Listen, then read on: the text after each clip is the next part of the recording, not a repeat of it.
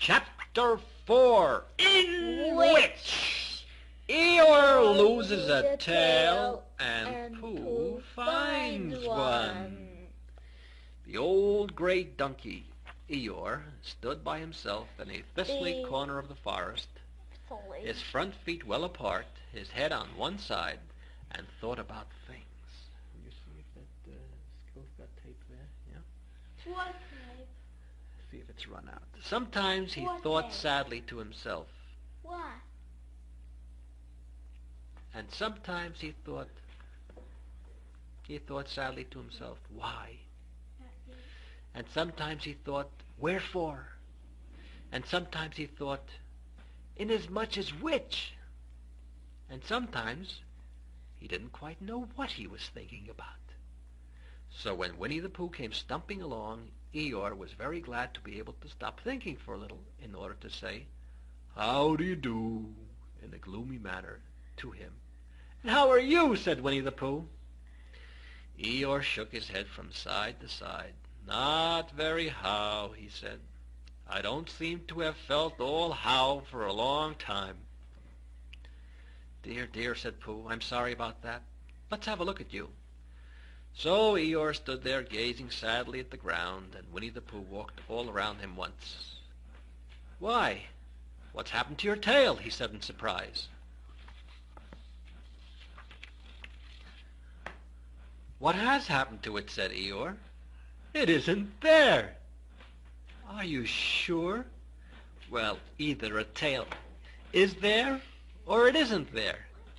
You can't make a mistake about it. And yours isn't there." "Then what is?" "Nothing." "Let's have a look," said Eeyore, and he turned slowly round to the place where his tail had been a little while ago, and then finding that he couldn't catch it up, he turned round the other way until he came back to where he was at first. And he put his head down and looked between his front legs, and at last he said with a long, sad sigh, "I believe you're right." "Of course I'm right," said Pooh. "That accounts for a good deal," said Eeyore gloomily. "It explains everything. No wonder." "You must have left it somewhere," said Winnie the Pooh.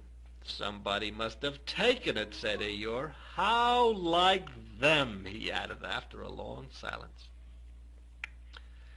Pooh felt that he ought to say something helpful about it, but didn't quite know what, so he decided to do something helpful instead. "Eeyore," he said solemnly, "I, Winnie the Pooh, will find your tail for you." "Thank you, Pooh," answered Eeyore. "You're a real friend," he said. "Not like some," he said. So Winnie the Pooh went off to find Eeyore's tail. It was a fine spring morning in the forest as he started out. Little soft clouds played happily in a blue sky, skipping from time to time in front of the sun, as if they had come to put it out, and then sliding away suddenly so that the next might have his turn. Through them and between them the sun shone bravely, and the copse which had worn its furs all the year round seemed old and dowdy now beside the new green lace which the beeches had put on so prettily. Through copse and spinney marched Bear, down open slopes of gorse and heather, over rocky beds of streams, up steep banks of sandstone, into the heather again, and so at last, tired and hungry, to the 100-acre wood.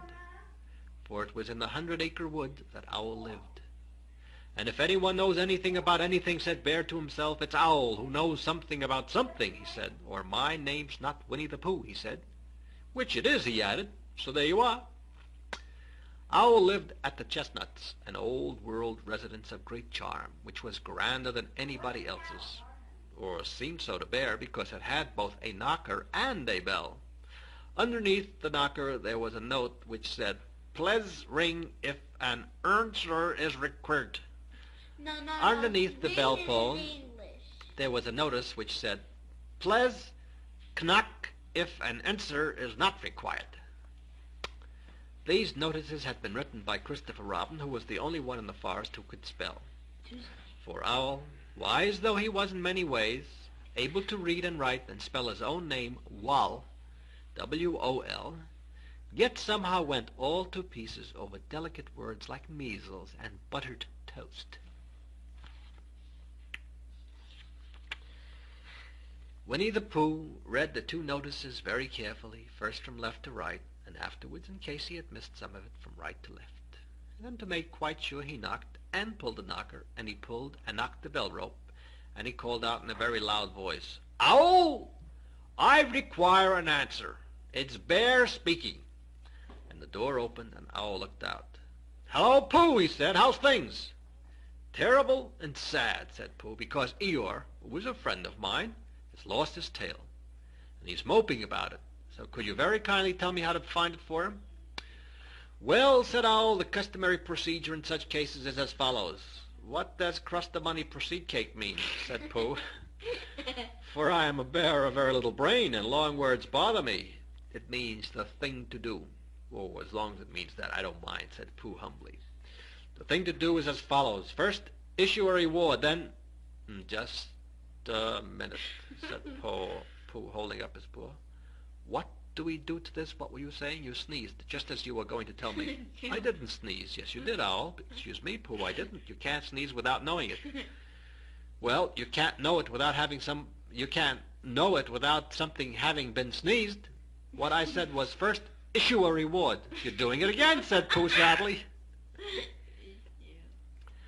"A reward," said Owl very loudly. "We write a notice to say that we will give a large something to anybody who finds Eeyore's tail." I see," said Pooh, nodding his head. "Talking about large somethings," he went on dreamily, "I generally have a small something about now, which is about this time in the morning." And he looked wistfully at the cupboard in the corner of Owl's parlor. "Just a mouthful of condensed milk or what not, with perhaps a lick of honey." "Well then," said Owl, "we write out this notice and we put it up all over the forest." "A lick of honey," murmured Bear to himself, or not, as the case may be, and he gave a deep sigh and tried very hard to listen to what Owl was saying. But Owl went on and on, using longer and longer words, until at last he came back to where he started, and he explained that the person to write out this notice was Christopher Robin. It was he who wrote the ones on my front door for me. Did you see them, Pooh? Yes. For some time now, Pooh had been saying yes and no in turn, with his eyes shut, to all that Owl was saying, and having said yes, yes last time, he said no, not at all now, without really knowing what Owl was talking about. "Didn't you see them?" said Owl, a little surprised. "Come and look at them now." So they went outside, and Pooh looked at the knocker and a notice below it, and he looked at the bell rope and a notice below it. And the more he looked at the bell rope, the more he felt that he had seen something like it, somewhere else, sometime before. "Handsome bell rope, isn't it?" said Owl. Pooh nodded. "It reminds me of something," he said, "but I can't think what. Where did you get it?" "Oh, I just came across it in the forest. It was hanging over a bush, and I thought at first somebody lived there, so I rang it, and nothing happened. And then I rang it very loudly, and it came off in my hands. And as nobody seemed to want it, I took it home, and—" "Owl," said Pooh solemnly, "you made a mistake. Somebody did want it." "Who?" "Eeyore. My friend Eeyore. He was fond of it." "Fond of it?" "Attached to it," said Winnie the Pooh sadly. So with these words he unhooked it and carried it back to Eeyore.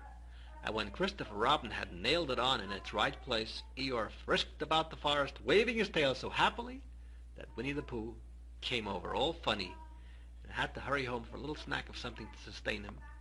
And wiping his mouth half an hour afterwards, he sang to himself proudly, "Who found the tail?" "I," said Pooh, at 1:45, only it was 1:45, really. "I found the tail."